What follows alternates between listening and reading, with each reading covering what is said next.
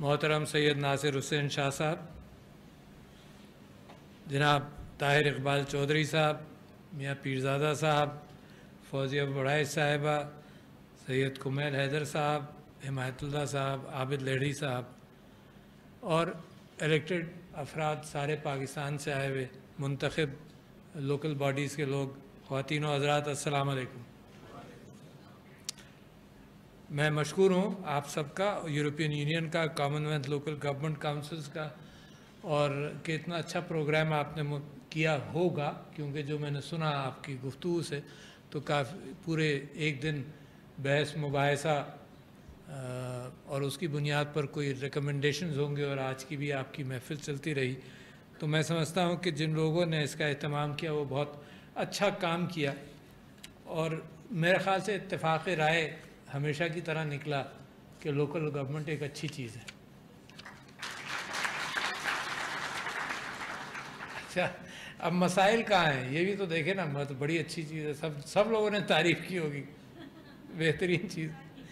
مسائل کہاں ہیں؟ میں سمجھتا ہوں کہ آئین کے اندر میں نے تلاش کیا آج آپ کے پاس آنے سے پہلے کہ کیا کہاں کہاں ذکر ہے، تو تقریباً 22 جگہوں پر لوکل گورنمنٹ کے اعتبار سے ذکر ہے، جہاں اس بات کا کہ حکومت کے ادارے ہیں تو لوکل گورنمنٹ کا بھی ادارہ ہے، جہاں الیکشن کرانا ہے کہ election commission of Pakistan local government کا بھی الیکشن کرائے گا، مگر جو اس کی روح ہے وہ آرٹیکل 32 میں ہے کہ جس کے اندر کہ اسٹیٹ جو ہے وہ ذمہ دار ہے ایفیکٹو لوکل گورنمنٹ کے نظام کے لیے، شیل انکریج کا لفظ استعمال کیا ہے، کوئی زیادہ پابندی نہیں کی اسٹیٹ پر، کہا کہ صرف انکریج کرنا ہے۔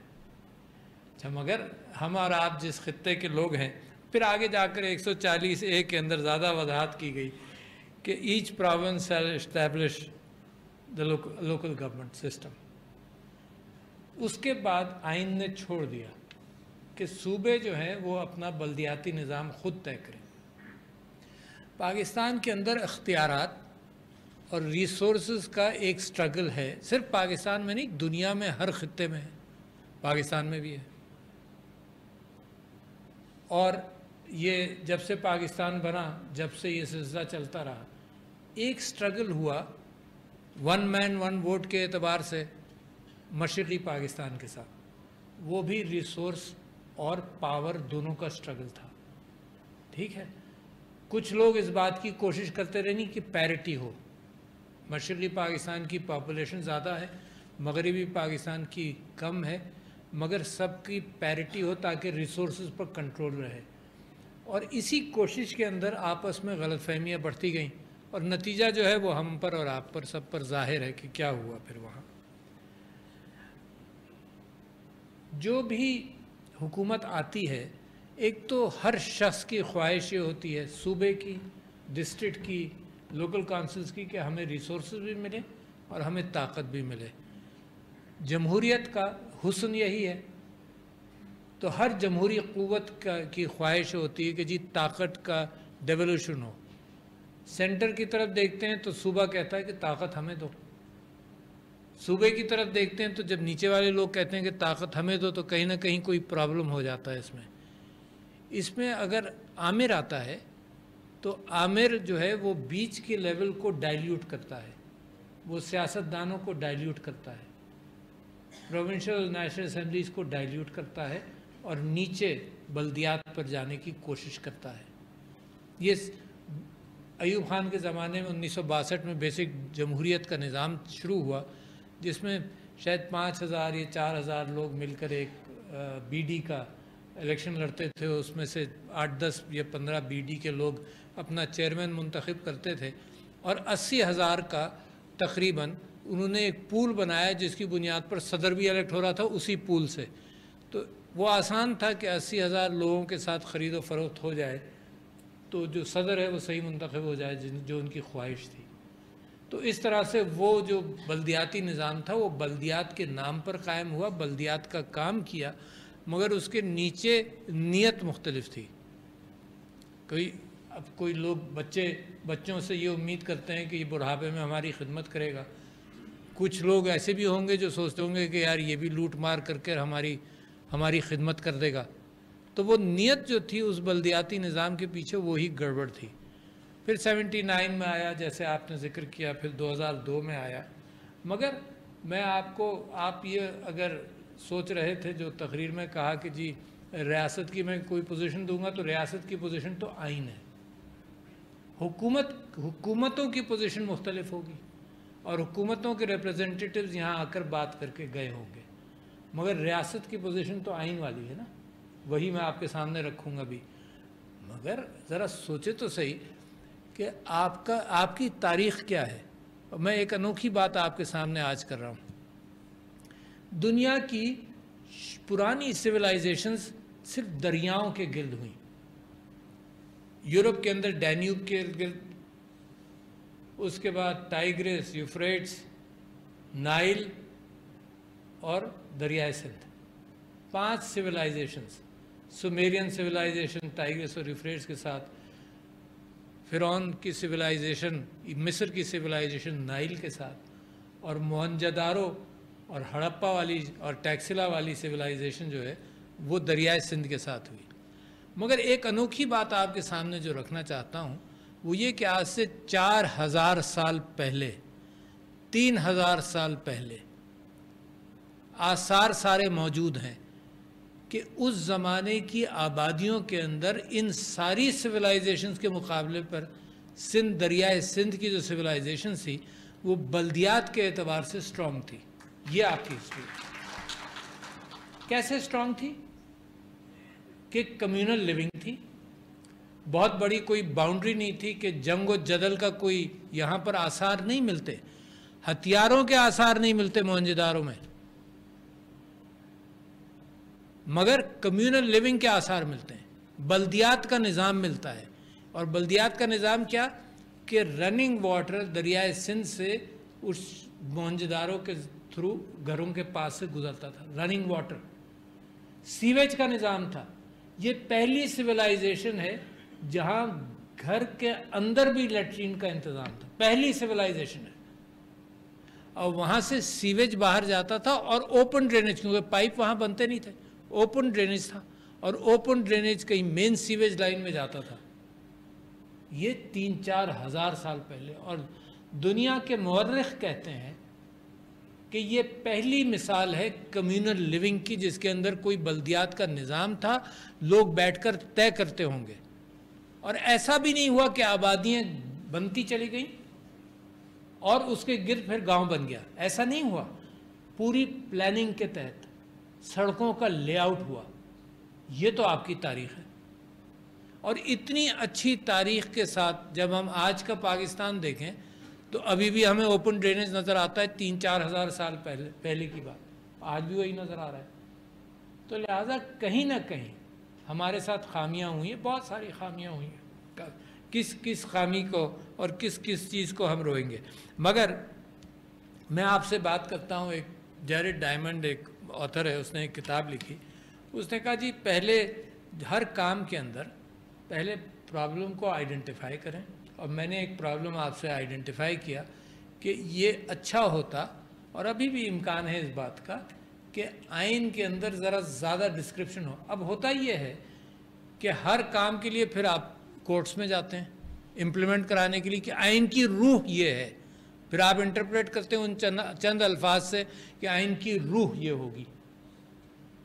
تو میرا دل یہ چاہتا ہے کہ آئین کے اندر ڈسکرپشن اگر تھوڑا سا زیادہ ہو تو وہ روح کی عکاسی بھی کرے گا. مگر کیونکہ یہ ڈیوالوڈ سبجیکٹ ہے, یہ ذمہ داری صوبوں کی رہنی چاہیے. مگر اسپرٹ تو آئے نا. لوکل گورنمنٹ صرف کہہ دینا, جیسے جمہوریت کہہ دینا. جمہوریت کی جب آپ اس کا سٹرکچر بنانے جائیں گے تو اس کا آئین ہوگا. صدارتی یا پارلیمانی بھی کہہ دینا آسان ہے, بحث بھی بڑی ہوتی رہتی ہے, مگر ہر چیز کا نظام ہے. کوئی جمہوریت دنیا کی کسی اور جمہوریت سے میچ نہیں کرتی. کوئی جمہوریت. ہر جمہوریت کے ساتھ کوئی آئین ہے, ہر حکومت کا کوئی آئین ہے. افغانستان میں بھی کوئی لکھی ہوئی ڈاکومنٹ کی فکر ہے تو طالبان جو آج حکمرانی کر رہے ہیں انہوں نے یہ کہا کہ بھئی ہم کوئی آئین پرانا ہی آئین لے کر چلیں فی الحال. تو انہوں نے کہا ظاہر شاہ کا جو آئین ہے اس کو ہم لے کر کام تو شروع کریں اپنا, پھر اس کے بعد آپ تبدیلی کرتے رہیے گا. تو لہٰذا کوئی جمہوریت ایک سی نہیں ہے, کوئی بلدیاتی نظام ایک سا نہیں ہے, جو کہتا ہے غلط کہتا ہے. ہر جگہ کی روح اور اسپرٹ کے اعتبار سے بنتا ہے. ہمارے ہاں بلدیاتی نظام تھا, پنچایت تھا, جرگہ تھی, وہ سول سائٹ پر یا کرمنل سائٹ پر بھی فیصلے کرتے تھے جو پاکستان کا آئین اور پاکستان کا نظام بننے کے بعد ان فیصلوں کے اعتبار سے وہ ایڈمنسٹریٹو فیصلوں کے اندر آ گئے. مگر آپس کے جھگڑے, آپس کی بہت ساری چیزیں, وہی پنچایت اور جرگہ, اس کو ہندوستان نے پنچایت سسٹم کو باقاعدہ ریکگنائز بھی کیا اور پہچان لیا. وہی چیز ہے کس قانون کے تحت. جرگہ بھی بذات خود لوگوں کے سامنے اگر جرگہ کا ذکر کرو تو وہ ڈرانے کے لیے کافی ہوتا ہے نا. ایسی کیفیت نہیں ہے. وہ بھی ایک بلدیات کا یا لوکل کنسلٹیٹو نظام تھا, اور جب اسٹیٹ کہیں سے مسنگ تھی تو وہ اسٹیٹ کا فنکشن بھی پورا کر دیتا تھا کہ آپس میں لڑائی جھگڑے کو نمٹایا جائے, کسی طرح سے حل کر دیا جائے. اچھا, ڈیولوشن جب ہم کرتے ہیں تو اسی لیے کرتے ہیں, 4-5 ڈیز ہیں اس کے اندر, بلدیات کے اندر, جو میں سمجھتا ہوں بڑے اہم ہیں. پہلے تو یہ سمجھ لیجئے کہ پرابلم کہاں ہے. میں نے آپ سے کہا کہ آئیڈینٹیفائی کریں پرابلم کو, پھر مالکی کریں کہ نہیں ہے یہ پرابلم, اور جتنے مشورے ایسے مشوروں کے اندر کوئی وزن بھی ڈالیں, اور اس میں سیاسی وزن آپ نے کل اور آج کی بحث کے اندر سیاسی وزن ڈالا کہ سیاسی ذمہ داران یہاں آئے, انہوں نے کہا کچھ غلطیاں ہوئیں اور انہوں نے کہا کہ کچھ ٹھیک کرنے کی ضرورت ہے. پہلا سٹیپ ہے آئیڈینٹیفائی کرنا. دوسرا سٹیپ کرنا ہے کہ مالکی کرنا, اب ہم نے کچھ کرنا ہے. اور تیسرا قدم ہے کہ ماضی کی غلطیوں سے کچھ سیکھ لینا, دوسروں کی اچھائیوں کو اڈاپٹ کرنا. اور پانچواں قدم یہ ہے کہ پھر اس کو پلان کرنا کہ کرنا کیا ہے, اور پھر اس کو کمٹ کر امپلیمنٹ کرنا. یہ تو 5-6 چیزیں ہیں جو میں سمجھتا ہوں کہ آپ کو اور ہم کو ہر قدم کے, ہر معاملے کے اندر اسی انداز سے سوچنا چاہیے کہ آئیڈینٹیفائی کر لیں پرابلم ہے, پھر مالکی کریں اس پرابلم کی, پھر سیکھ لیں ماضی سے اور حال کے اندر, پلان کر لیں اور پھر اس کو امپلیمنٹ کریں. تو یہی چیز بلدیات کے حوالے سے میرا مشورہ ہے. مگر بلدیات کے اندر کیا خوبصورتی ہے جو ہمیں اور آپ کو پسند ہے. ایک تو اسلامی روایات بھی کیا کہتی ہیں, کیونکہ ہم مالکی کرتے ہیں اس بات کی کہ اسلام ہماری تاریخ ہے. میں نے پہلے کی تاریخ آپ سے موہنجو دارو کا ذکر کیا, اور واقعی جا کر دیکھیے گا, سوچیے گا, اس سے بہتر بلدیاتی سسٹم بغیر پلاننگ کے مورخ کہتے ہیں کہ موہنجو دارو ایسے تعمیر نہیں ہو سکتا تھا, کیونکہ پہلے لے آؤٹ ہوا سڑکوں کا. جیسے آج کل آپ کوئی ڈیولپمنٹ دیکھتے ہیں نا, سڑکوں کا لے آؤٹ ہوتا ہے, پائپ لے ڈاؤن کیے جاتے ہیں, سیویج لے ڈاؤن کیا جاتا ہے. پہلے لے آؤٹ ہوا. آپ ارریسپانسبل کنسٹرکشن موہنجو دارو میں آپ کو نظر نہیں آئے گا, تو 3-4 ہزار سال پہلے. اس کے بعد میں کہتا ہوں کہ اسلامی تاریخ, اس کی تاریخ صرف اب زمین پر رہ گئی. موہنجو دارو کی لکھی ہوئی تاریخ کم ہے, زمین پر ہے کیا ہوا ہوگا, مگر لکھی ہوئی تاریخ اسلام کی تاریخ تو موجود ہے. اس کے اندر جو بھی حضور اکرم صلی اللہ علیہ وسلم نے جس کو کہیں کا ذمہ دار کیا, خلفائے راشدین نے کہیں کسی چیز کا گورنر بنایا, تو وہ بھی پبلک سروس کے اعتبار سے بنایا. اور پبلک سروس کے اندر کچھ چیزوں کا کمپلشن کیا, خاص طور پر 3 چیزوں کا میں ذکر کر رہا ہوں آپ سے. 3 چیزوں کا کمپلشن کیا ہر اس گورنر کے اوپر, یا ہر سبسیکوینٹلی اس کے نیچے ہر ذمہ دار کے اوپر وہی 3 چیزیں لاگو تھیں. اس میں سے کچھ ممکن ہے, کچھ نہیں ممکن ہے. ایک یہ ہے کہ لوگوں سے رابطہ بے انتہا ضروری ہے, تو اس میں سے پہلا جو یہ تھا کہ جو عمال بنایا جائے, ذمہ دار ایگزیکٹو بنایا جائے, اس کی ذمہ داری یہ ہے کہ مسجد میں جمعے کی نماز پڑھائے. تو میری درخواست ناصر حسین شاہ صاحب سے پہلی تو یہی ہے. مگر وہ صرف اس کی اسپرٹ کیا ہے, اس کی اسپرٹ یہ ہے کہ لوگوں سے رابطہ رہے اور ہفتے میں 1 دن ہو جائے رابطہ. پہلی اسپرٹ. دوسری اسپرٹ وہ بھی ذرا سی مشکل ہے, میرے لیے بھی ممکن نہیں, میں صرف ذکر کر رہا ہوں کہ اسپرٹ دیکھ لیں. مگر حکم کیا تھا؟ حکم یہ تھا کہ ہر آدمی جو ذمہ دار ہو وہ اپنا سٹینڈرڈ آف لیونگ اس جگہ کے اعتبار سے وہیں لے جائے تاکہ اس کو تکلیف کا، سروسز کا، خدمات کا، سب چیزوں کا اندازہ ہو. کتنا پرنسپل کتنا اہم ہے. احساس ہو ہی نہیں سکتا نا کہ میں کسی غریب کے گھر میں بیٹھ جاؤں، جا کر صرف بیٹھ جاؤں تو مجھے کچھ تو اندازہ ہوگا. مگر یہ آپ دیکھیں کلچر نے کیا کیا، تاریخ نے کیا کیا. تاریخ نے یہ کیا کہ بڑوں کی آبادیاں بڑوں کی بنا دیں اور غریبوں کی آبادیاں چاہے وہ کچی کہلائے چاہے جو کچھ بھی کہلائے اس کی طرف راستے بھی اس کی طرف نہیں جاتے، نظر بھی نہیں آتے، سوائے اس کے کہ آپ کی گاڑی پر کسی نے کھٹکھٹا کر کہا تو وہ شکل سے غریب نظر آیا اور آپ کو رحم آ گیا اور آپ نے بھی کچھ پیسے دے دیے اور اپنی ذمہ داری سے آزاد بھی ہو گئے. دل خوش ہو گیا کہ آپ نے جی 100 روپے نکال کر دے دیے، بس آپ کا کام ہو گیا. کام ایسے تھوڑی ہوتا ہے. تو دوسرا کام یہ تھا کہ اپنا سٹینڈرڈ آف لیونگ وہاں تک لے جاؤ. اور تیسرا کام یہ تھا کہ اپنا گھر کا دروازہ ہمیشہ کھلا رکھو. تو ایک گورنر کی شکایت گئی حضرت عمر کے پاس کہ جی میں گیا تو میں دروازہ کھٹکھٹایا، دروازہ بند تھا. تو اس گورنر نے آ کر یہ ایکسپلینیشن دیا کہ جی میرے پاس ایک جوڑا کپڑے تھے، میں ان کو دھو کر سکھائے تھے، اتنی دیر کے لیے دروازہ میرا بند تھا. تو یہ اسپرٹ، اس کی اسپرٹ کو سمجھ لیجئے کہ لوگوں سے رابطہ، لوگوں کی خدمت کرنا ہے اور لوگوں کی پریشانیوں کا احساس. یہی سیاسی اسپرٹ ہے. ہر سیاستدان، آپ سب کا سیاست سے بھی تعلق ہے، یہی اسپرٹ اندر، یہ ارریسپیکٹو آف پارٹی، کس پارٹی سے آپ کا تعلق ہے، ہر پارٹی کے اندر یہ جذبہ ابھارا بھی جاتا ہے کہ بھئی لوگوں کی خدمت کرنی ہے. یہ چیز میں سمجھتا ہوں کہ بنیادی طور پر بلدیات سے شروع ہوتی ہے. اور آخری بات میں آپ سے یہ کروں گا کہ بلدیاتی نظام کے اندر 5 ڈیز میں سمجھتا ہوں ہیں. ایک یہ ہے کہ ڈیولوشن آف پاور، طاقت نیچے جائے. اچھا، دوسرا یہ ہے کہ ڈسٹریبیوشن کریں ریسورسز کا، یہ بھی بہت ضروری ہے. مطلب وہ پاور کے ساتھ ریسورسز بھی تو ہاتھ میں آئے نا، جس کی بنیاد پر وہ کام کر سکے. صرف پاور، نو ریسورسز بیکار ہے. ریسورسز وداؤٹ پاور تو آدمی خود ہی امیر ہوتا چلا جائے گا، چاہے کرپشن سے ہو چاہے جیسے بھی ہو. تو devolution of power and distribution of resources, یہ NFC ایوارڈ، PFC ایوارڈ اگر جہاں ہے جہاں نہیں ہے یہ بھی یہی ہے. اس کے ساتھ diffusion of power and authority, یعنی پاور بڑی مضبوط چیز ہوتی ہے، بڑی طاقتور چیز ہوتی ہے، بڑی پریشان کن چیز ہوتی ہے.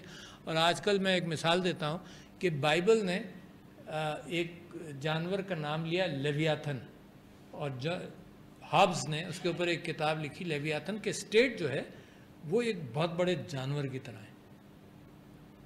اور اس کو بیلنس کرنے کے لیے 2 چیزیں ممکن ہیں. اگر اسٹیٹ بہت طاقتور ہو جائے تو وہ ڈکٹیٹر اور جانور کی صورت اختیار کرتی ہے، اور بالکل اس کی کوئی اتھارٹی نہ رہے تو وہ انارکی بن جاتی ہے.